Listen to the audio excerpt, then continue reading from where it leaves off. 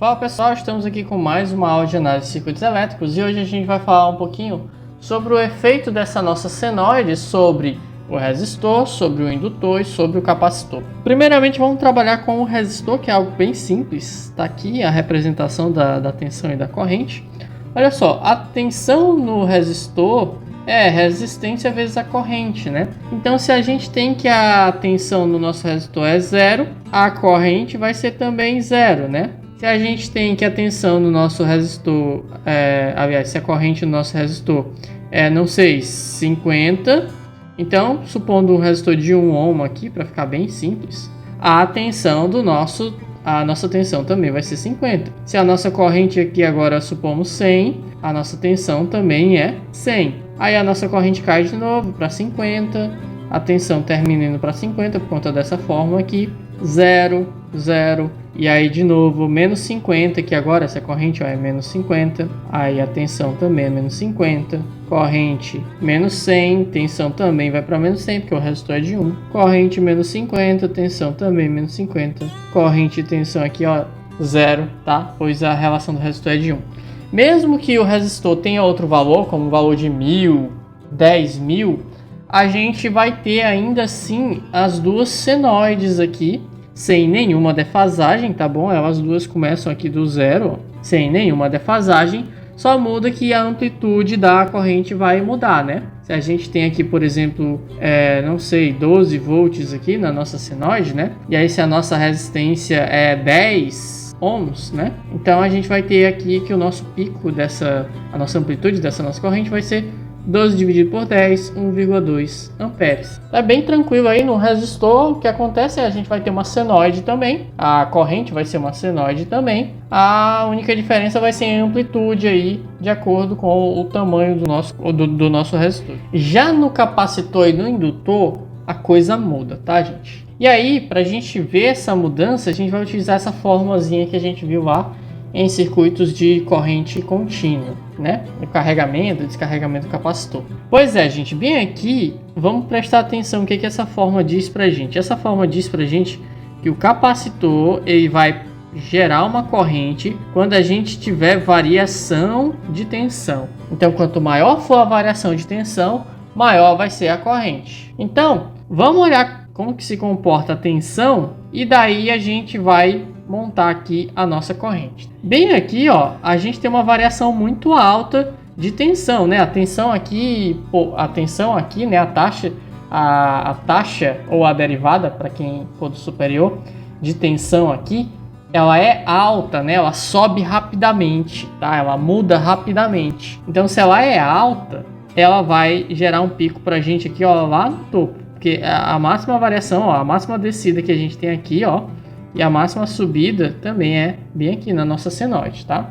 É o ponto de maior inclinação que a gente tem. Então, bem aqui vai gerar um pico. Quando chega bem aqui no nosso topo, ó, fica uma linha reta, é como se a tensão ali praticamente se mantivesse constante e não gera nenhuma variação. Não tem variação, ela está constante, não varia. Então, a gente vai colocar um pontinho bem aqui em zero, porque se não tem variação, não tem corrente. Em seguida, a gente tem uma queda abrupta aqui, ó, uma variação muito grande. Se é uma variação muito grande, ela é uma variação negativa.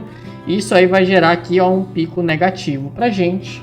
Depois tem outro ponto estacionário aqui, ó, onde a gente fica ali sem variação, né? Vai gerar então zero de corrente. E depois outra variação brusca aqui, né? Que vai gerar outro pico e por aí segue. Lembrando que, para quem já estudou derivada de uma senoide resulta em outra senoide. Então basta a gente interligar esses pontos aqui, ó, de forma senoidal e a gente vai ter aqui a resposta da nossa corrente, tá bom, gente? E olha só o que a gente nota aí. A gente nota bem aqui que quando a gente aplica uma tensão senoidal no nosso capacitor, a corrente ela vem defasada 90 graus, né? Mais especificamente, ela vem adiantada 90 graus, tá vendo? Porque olha só, a tensão só chega no seu pico aqui, né, em 90 graus. Mas a corrente já está no pico dela aqui, ó, em 0 graus. Então, a gente vê aí que tem uma defasagem de 90 graus. E como a corrente dá aquela sensação de que ela está vindo primeiro, né? Então, consequentemente, a gente diz que a corrente ela é adiantada no capacitor. Já no indutor, a coisa muda. No indutor, a formulazinha é a seguinte, ó. O indutor vai gerar uma tensão quando a gente tiver variação de corrente. Então, a gente desenhou aqui, ó, a senoide da corrente. E aí a gente vai traçar os nossos mesmos pontinhos lá de acordo com a variação. Aqui, ó, a variação é máxima, subindo, então vai gerar um pico aqui em cima. Bem aqui, a variação é nula, então zero de tensão, né? Bem aqui, a variação de corrente é máxima, descendo, então vai gerar um pico negativo. Aqui, a variação é nula de novo, zero. E aqui, ó, a variação é máxima, subindo, então vai gerar um pico aqui, ó. E aí, se a gente interligar esses pontos de forma senoidal, a gente vai ter aqui, ó, a nossa senoide. E aí, vamos analisar aqui. Olha só, gente, enquanto que a tensão aqui, ó, nesse gráfico ela já está em 90, a corrente só vai estar em 90, ó, depois de 90 graus. Então, elas também estão defasadas 90 graus. E se elas estão defasadas 90 graus, a gente consegue perceber que a tensão ela vem antes da corrente. Enquanto que a tensão aqui, ó, já está lá em cima, a corrente só vai chegar lá em cima, ó, depois. Enquanto que a tensão aqui, ó, nesse ponto aqui já está em zero, a corrente só vai chegar em zero depois, tá vendo? Então a gente fala aqui que nesse caso a corrente ela é atrasada em relação à tensão, tá bom? Então daí a gente observa no capacitor a corrente é adiantada em relação à tensão. No indutor, a corrente é atrasada em relação à tensão. Outra forma da gente visualizar isso daí, gente, é o seguinte. Olha só, quando a gente tem uma fonte aqui, ó, ligada no nosso capacitor, né? Poderia até ser uma fonte DC. Quando a gente tem uma fonte ligada no nosso capacitor, né? E a gente fala como que reage esse nosso capacitor logo no início e depois de muito tempo, né? Então, logo no início, esse nosso capacitor ele age como um curto-circuito, né? Ele está descarregado, então ele é enxergado ali como um curto-circuito, tá bom? Então, logo no início aqui, ó, quando a gente liga a nossa fonte, mesmo que seja senoidal, esse capacitor ele vai demandar uma corrente alta aqui, ó, porque ele é visto como um curto-circuito. Aí, à medida que ele vai enchendo, tá? Aí termina que a corrente vai diminuindo também. Então tem essa mesma análise aqui, só muda que lá era uma exponencial, aqui é uma senoide, tá? E aí o nosso capacitor, né, à medida que vai enchendo, né, assim que o nosso capacitor está cheio, não passa mais corrente nenhuma por ele, né? E é justamente esse ponto aqui. Aí a fonte de tensão muda, e ela mudando para o outro lado, aí o capacitor começa a descarregar, né, e ir para o outro lado, tá? Corrente circulando para o outro lado.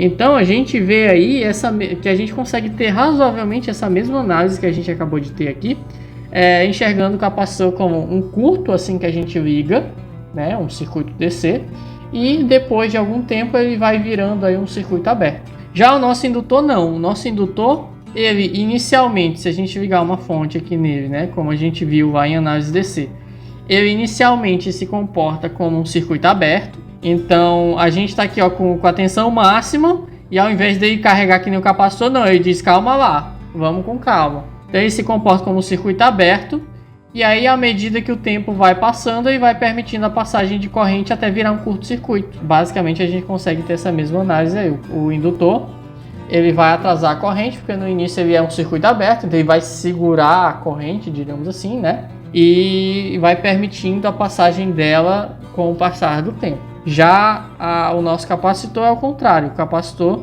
ele vai permitir a passagem de corrente máxima logo no início, né? E depois, à medida que ele vai enchendo, ele vai reduzindo a quantidade de corrente que ele aceita. Então dá para ter essa análise aí também. Então, basicamente fica aqui o resumo. Tensão e corrente no resistor estão em fase, tá? Os dois oscilam juntos. Se eu tiver uma carga onde o capacitor ele tem uma reatância grande, mais para frente a gente vai falar o que é reatância, aí a gente vai ter uma defasagem entre a tensão e a corrente, onde a corrente ela vai ser adiantada, né? Em todo capacitor acontece isso, todo capacitor vai ter essa defasagem aqui, E no indutor, a gente tem o retardo da corrente, né? A corrente ela é atrasada em relação à tensão, tá bom? E aí quando a gente tiver mistura de resistores, indutores e capacitores, gente, a gente vai ver quem que tem uma magnitude de reatância maior para ver ali, diríamos, quem domina o ramo, tá? Mas isso é uma análise mais para frente, que a gente vai analisar depois. E por hoje a gente fica por aqui e até a nossa próxima aula.